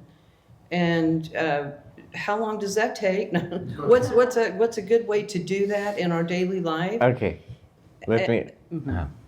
I'm sorry, you had something more? No, that's about it. All right. The two parts of it. One is the first part of the question. Last part was how long does it take? The last part, don't worry about it. Because it's fun. It's not like, like bitter medicine. How many times do I have to take this, or how long? No, it's fun. It's joyous. Let it take as long as it does. The journey itself is fun. But what you're talking about, there are two sides to it. There's a preliminary side to it, and there's an advanced side to it. What you're talking about, the preliminary, the 6 treasures, you called it coins? Yeah, treasures, coins, good. And that's a new coinage, which I had not heard earlier. But you go into spiritual life with these 6 coins, to treasure, the 6 treasures. One of them is shamaha, tranquility, inner peace. But that's already an ask at the beginning. When you enter into Vedanta, that's why it's a very high entry barrier. Already you must have a peaceful mind. So how do you achieve that peaceful mind? What you talked about is this Vedantic nididhyasana. This will give you a peaceful mind, no doubt. But this actually works when the mind is already peaceful to some extent, and then you dwell on the Advaitic truth. That the more and more the mind dwells on I am Brahman, the more peaceful the mind will automatically become. But to come to this point, one must already have a tranquil mind. That tranquility is talked about in Shamaha. The continuous restlessness of the mind, which is instigated by the world, one must learn to overcome. One powerful way of doing that is what is before it, that is vairagya, dispassion. If you can strongly say, I don't care. Once, I think Josephine MacLeod and Sister Christine, they were on in Belur Math, and they needed something, and Swami Vivekananda told, I think it was Subodhanandji, to go and give it to them. And he was shy because he thought his English was not up to the mark of talking to the American ladies. So Swami Vivekananda, ever mischievous, he said, I'll just teach you, don't worry. Whatever they say to them, I don't care. And very happily Subodhanji went with whatever was supposed to give and give it to them. And of course they were very happy. They thanked him profusely, to which he yelled back, I don't care. They of course understood that it was a prank played by Vivekananda on them, and they were very amused. But it's greatly productive of tranquility. When you can say, I don't care. I remember this monk in the Himalayas. So even the monks also, and the mountain tops also gossip. So a couple of monks came to this monk, about whom I'm telling the story. And they said, Swami, do you know what they're saying about you in that ashram? So this one mountain peak and the other mountain peak, and they're gossiping about each other. And the Swami said, it's all true. Sab sach hai. He didn't even hear what was being said. It's all true. They were taken aback. So no, you're getting mad, you're getting angry. No, you wanted to know if it's true or not, I'm telling you. But you haven't even heard, it's all right. Whatever they have said, it's all true. Which is another way of saying, I don't care. Now see how it preserves your tranquility of mind. This is one way. This is vairagya, dispassion. Vivekananda says, be fearless. Do not even care for life. Then you will have peace. There is nothing that you are bothered about in this world. You are doing everything. In fact, then only you can happily and fearlessly be engaged in the world. But you will have peace. If you are invested, motivated, axe to grind, then fear comes. All right. Now, so two levels. Preliminary tranquility of mind. One powerful method is dispassion, vairagya. Not uninterested, one Swami told me, not uninterested, but disinterested. I don't have any personal gain from this. Uninterested is, I don't care. Not in that sense. I don't care is disinterested. I don't have a personal thing to gain from this. That gives tranquility of mind. Kasya sukham na karoti viragah tarutalava karatala bhiksha kasya sukham na karoti viraga. Shankaracharya sings. Lying under the bed, under the tree, that's your bed. Begging with your palms, that's your food. You're living a life of mendicancy, a dispassion, a wandering monk's life. It's guaranteed to produce happiness, he says. It sounds like unhappiness. No, it's guaranteed to produce happiness. Kasya sukham na karoti viraga. Who is the one who will not get peace of mind and joy with this kind of dispassionate life?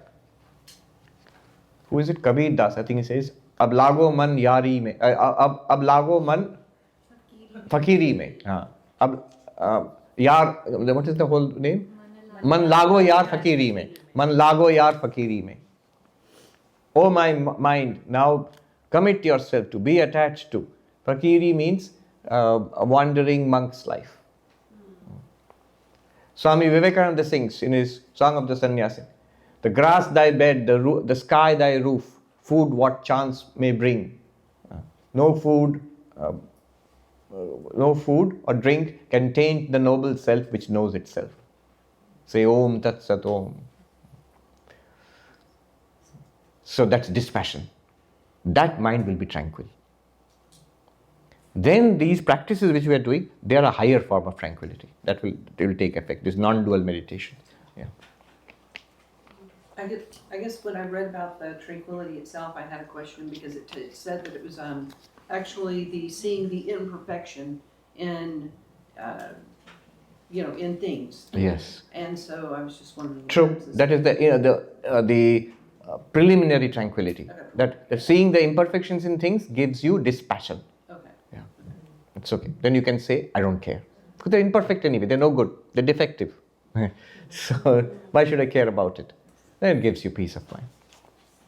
Then let's do one more. How are we doing for time? We've got 20-25 minutes. Up to 5, right? Yes. Good. A question break is more interesting. So otherwise it gets boring.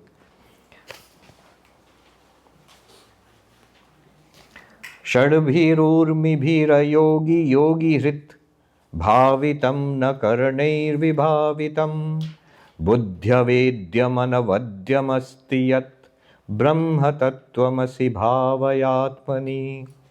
Shadbhirurmibhir ayogi yogi hrit. What does that mean? That which is untouched by the 6 waves of sorrow, which is realized in the hearts of yogis, but which cannot be grasped by the sense organs, that which the intellect cannot know, which is of flawless excellence, that Brahman thou art. Meditate on this in your mind. Shadbhir urmibhir, ayogi, yogi, ayogi. So, the 6 waves of sorrow. The world is regarded as an ocean of sorrow. Samsara, bhavasagara. The samsara, the ocean of becoming. From lifetime to lifetime, we are wandering around. So, in this ocean of sorrow, there are some waves. All waves are not equal. Some are tsunami waves. So, there are 6 tsunami waves, huge waves, which hit us particularly hard. These are called Shada Urmi, 6 waves. What are they? Death. They are hunger and thirst. Ashana pipasa. Then grief and delusion, shoka moha. And then old age and death, jara mrityu. These are the 6 waves. In Bhavasagar, in the ocean of transmigration, in the ocean of samsara, we are afflicted by the 6 waves, tortured by the 6 waves, made miserable by hunger and thirst. Hunger and thirst, old age and death, they belong to the Annamaya Kosha, the physical body. That becomes old, decrepit, and it dies. We asked Bill Conrad, who's in a senior center, how does he like it there? And he said, he's 100, huh? He said, Swami, it's all right, but everybody's so old here. So that is old age. We don't like it. I might be the oldest, but I don't like other old people. So everybody's so old here. Old age, jara, and then death. These decrepit bodies will one day die, and that hits us. That is great sorrow. This is a huge sorrow of old age and death, our own and the others also, those who are beloved and close to us. It's inevitable. Then the second is ashana pipasa, hunger and thirst. It belongs to the pranamaya kosha, is the physiological body within us, physiological sheath, pranamaya kosha.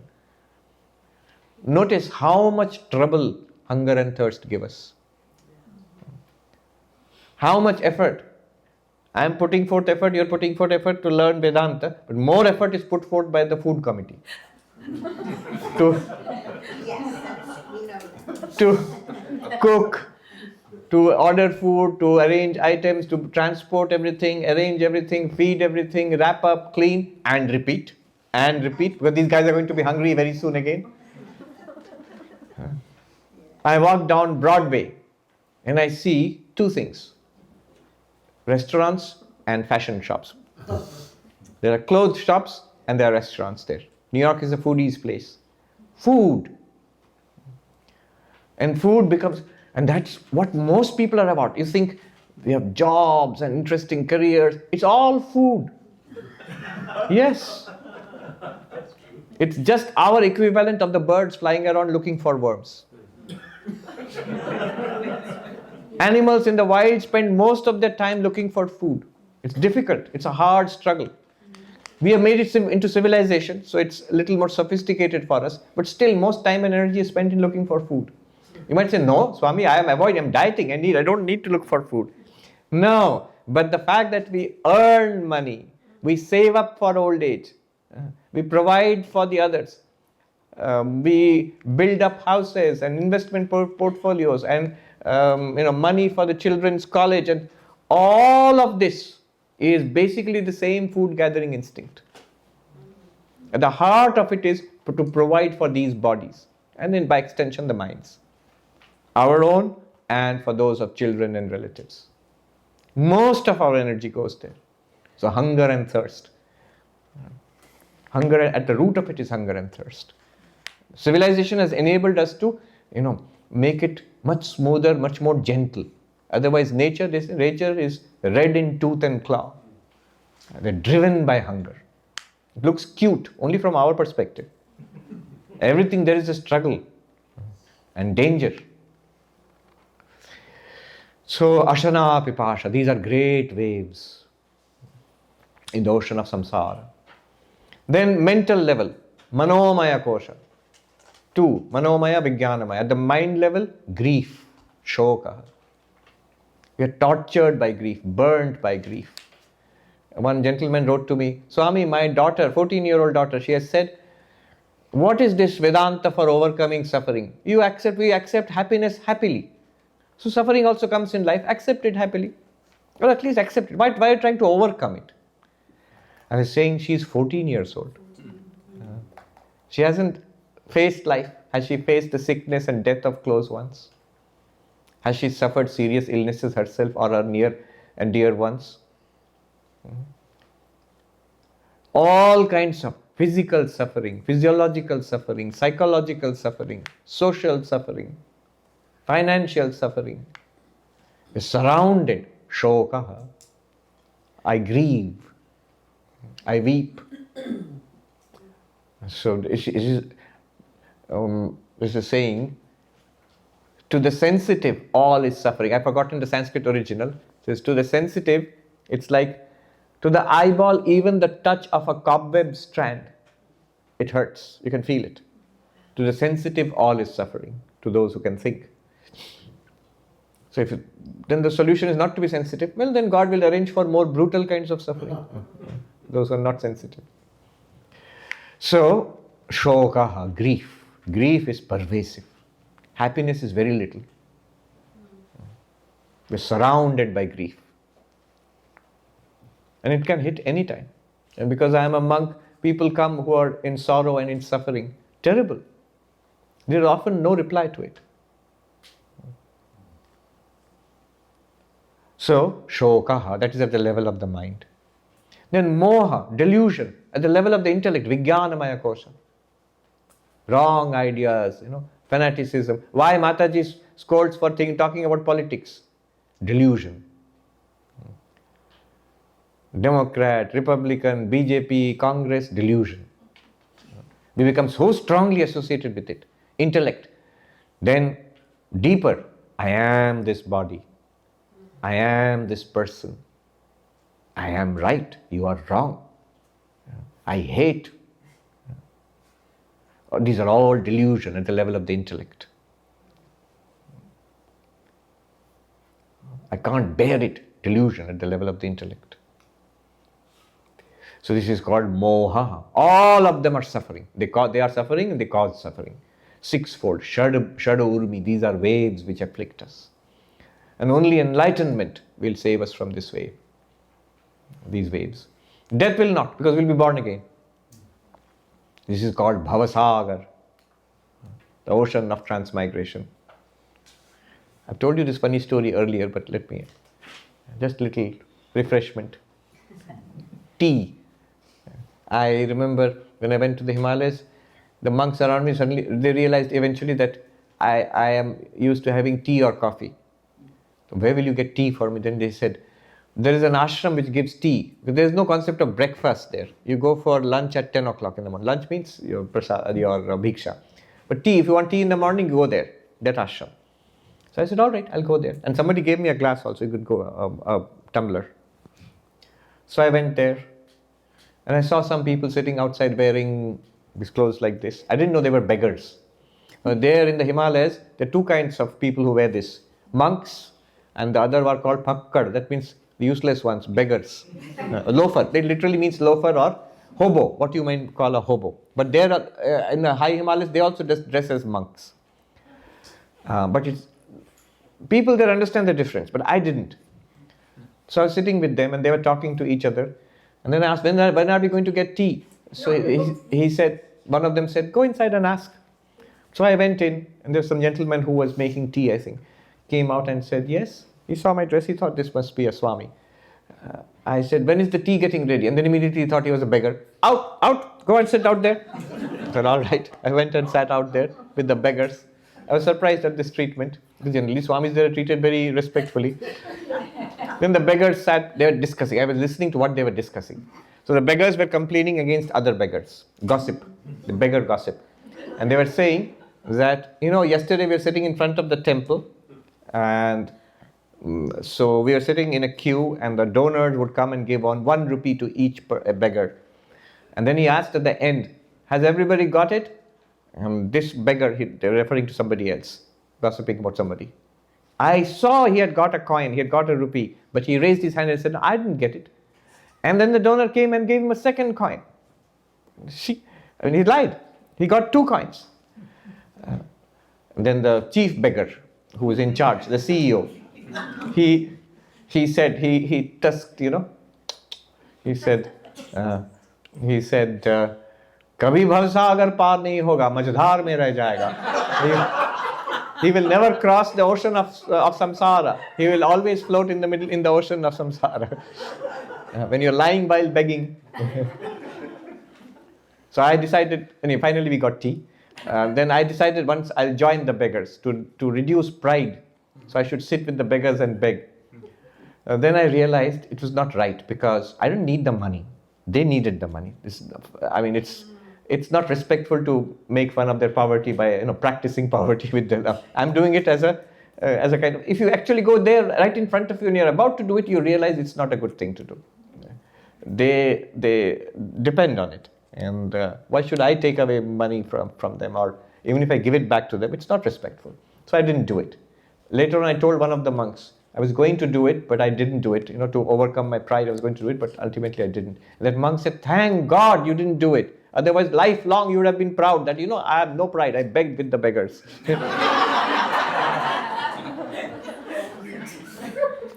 So he says, Shadabhi Rurmi Bhir.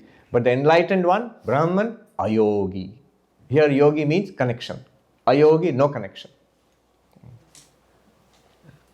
So, in the Gita, Krishna defines yoga as viyoga. Yoga means connection. Krishna defines yoga as viyoga, disconnection. Disconnection with sorrow is yoga. Here it is said, disconnection with sorrow, cutting off contact with sorrow. Ayogi, these 6 great tsunami waves of sorrow, of grief and delusion, of hunger and thirst, of old age and death, they do not affect the yogi, the enlightened one. Then, yogi hrid bhavitam. How is this Brahman realized, understood, contemplated? In the heart of the yogi. Hrit, heart. What does hrit mean here? 2 meanings. 3 meanings.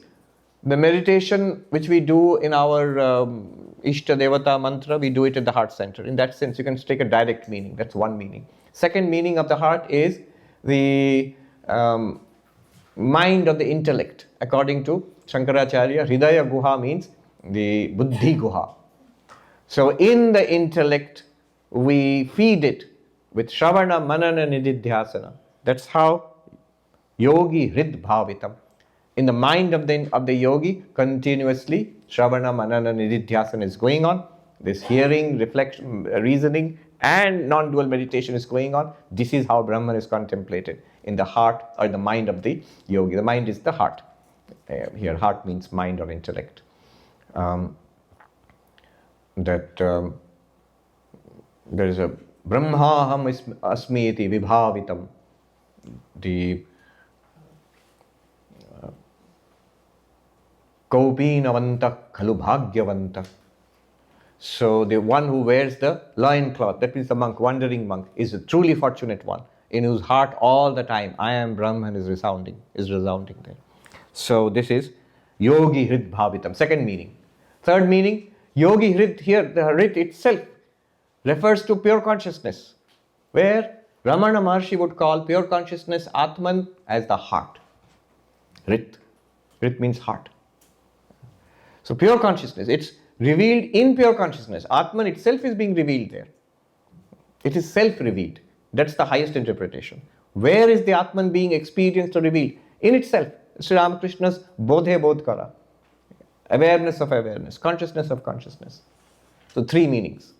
One is you meditate upon God in your heart. Yogi Hrit Bhavitam. First, preliminary. Second meaning. In the intellect, you feed it with Shravana, Manana, Nididhyasana. You listen to these Vedantic teachings, reason it out, and keep your attention there. Third meaning, in pure consciousness itself, it's always self-shining. Na karanir vibhavitam. It is never contemplated upon, objectified by the sense organs. Brahman is not seen, heard, smelled, tasted, touched, spoken of, or even thought of. Then next, beautiful words. Buddhya vedyam anavadyam asti yat. That buddhi avedyam, it is not an object of intellect. You can never say, I know it, I have comprehended it, I have understood it. Have you understood Brahman? Yes, then it's not Brahman. Did you know Brahman? Yes, then you have not known Brahman. In the Kena Upanishad we read, Yasya matam tasya matam matam yasya na vedasa avijñātam vijānatam vijñātam avijānatam. To those who think that it cannot be known, they have known it. Those who think it is well known, they have not known it. To those who know it, it is unknown. To those who do not know it, it is known. But those who do not know it, anybody here outside can say that, I know Brahman, I've never heard of it. What's it? So do they know it? No. It is the fully trained Vedantic student who has studied all this, meditated, and who says it cannot be known as an object. That one truly knows it. Buddhi avedyam. Then, astiyat. Not knowable, not seeable by the intellect, not seeable by the sense organs, not speakable by the tongue, not thinkable by the mind or understandable by the intellect. So it doesn't exist. Come on, give up the goods. Say that, be frank. There's nothing like that. Astiyat, it is. It most assuredly is. And it's shining as the I am in all beings, in yourself also. It is. Anavadyam astiyat. Anavadyam means be excellence or free of all defects. Nirdosham hi samam brahma. The faultless Brahman everywhere. Samam, everywhere, in every experience, in every being. That is the reality. The high and the holy and the faultless, in every being it is there. In every place it is there. All the time it is there. In our hearts also it is there. Anavadyam. One of the things that we chant for Sri Ramakrishna, Yo vetti sakalam nachayasya vetta buddhescha sakshi sakalasya janto nikhilasya janto. That who knows everything, Yo vetti sakalam, who knows all, but whom nobody knows. Buddhescha sakshi. Sri Ramakrishna is the witness of our intellect, of our minds. Where sakalasya janto, in all sentient beings, is one consciousness. That is what is Sri Ramakrishna. That is what is our Ishta Devata. Akhandanandaji was told by Sri Ramakrishna in Bengali, Jejar Ishto Shetar Atma. Whoever is your Ishta Devata, that is your Atman. That is the Atman. That connects the practice of the Ishtadevata and mantra to the Vedantic this Atman. It's literally the same.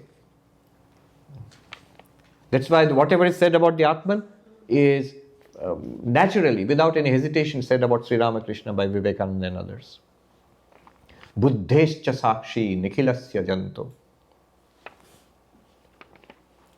What is that? That's Brahman, Brahma. And that Brahman you are, Tattvamasi. So what do I do with this? Bhavayatmani. In your mind, contemplate this. Do nididhyasana. Again, three things. Brahman, Shadbhir Urmibhir Ayogi, is untouched by the 6 great waves of sorrow. Hunger and thirst, grief and delusion, old age and death. 6 great waves of sorrow. Brahman is untouched. Yogi Hridbhavitam.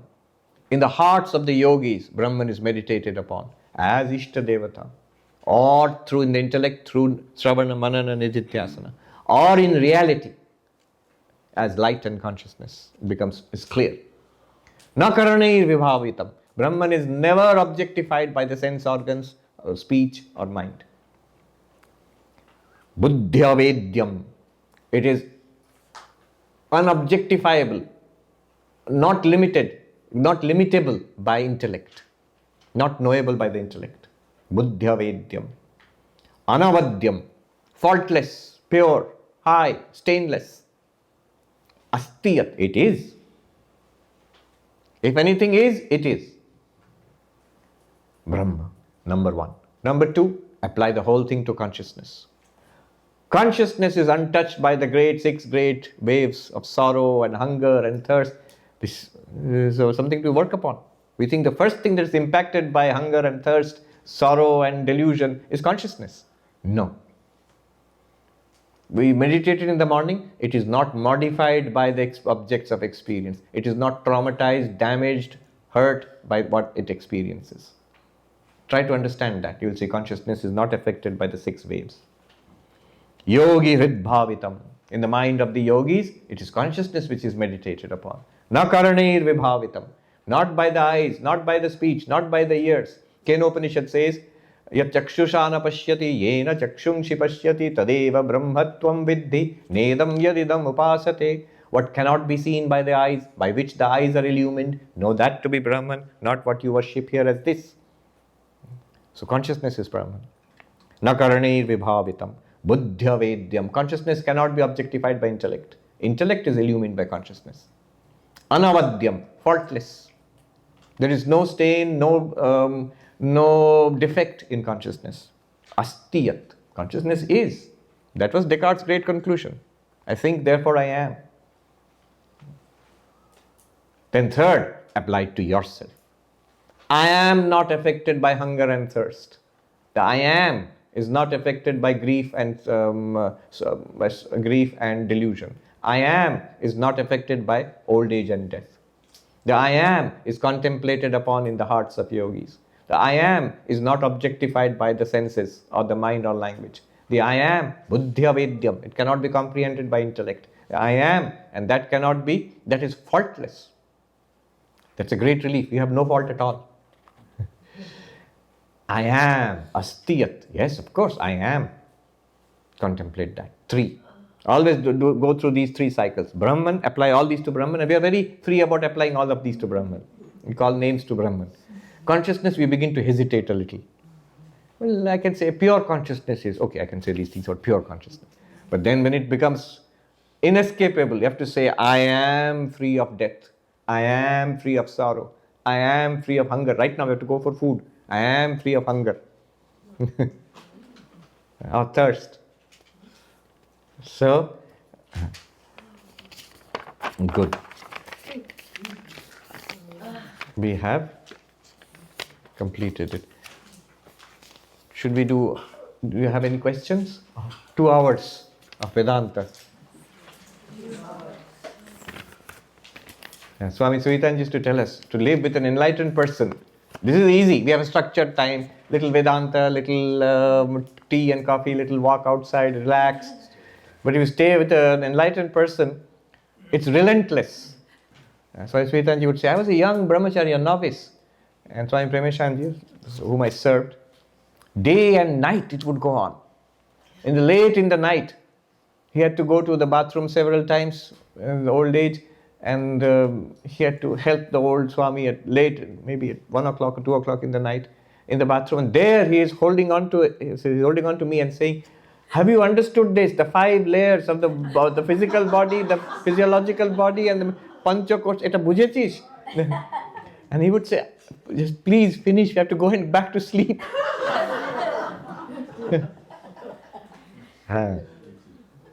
So, like that. And then only you can say. Right. Now you have to be, so that shows the caliber of the student also, the ability to take that for year after year and survive and not run away. Spiritual work is harder. Yes. Swami Turiyanandaji was in his old age sick in Banaras. So some of the other monks and devotees would serve him. He said, they serve this body, but I serve them spiritually. I'm taking care of them. Guiding them, inspiring them, putting them on the spiritual path as long as this body lasts. Om Shanty Shanty Shanty Harihi Om Tat Sat Shri Ram Krishna Rupanamastu